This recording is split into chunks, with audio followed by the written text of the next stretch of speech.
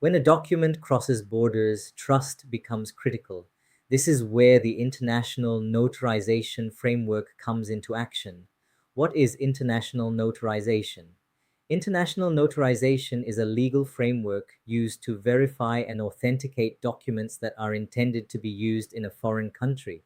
It ensures that the document is genuine, legally valid, and accepted by international authorities. Step 1. Notarization by a notary public.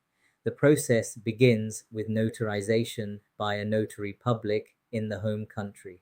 The notary verifies the identity of the document holder, witnesses the signature, and confirms that the document is signed willingly and lawfully.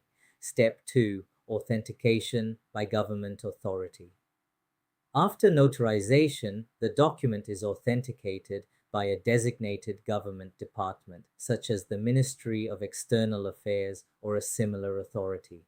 This step confirms that the notary who signed the document is officially authorized. Step 3. Apostille or embassy legalization.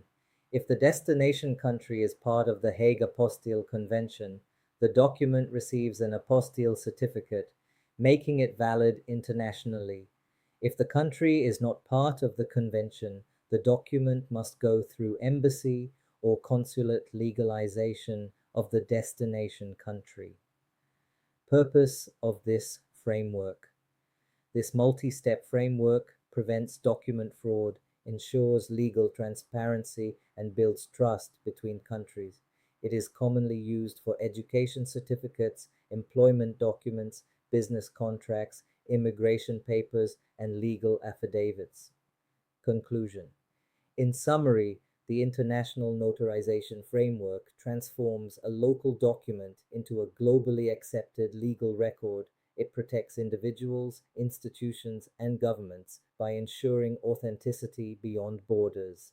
Thank you for watching.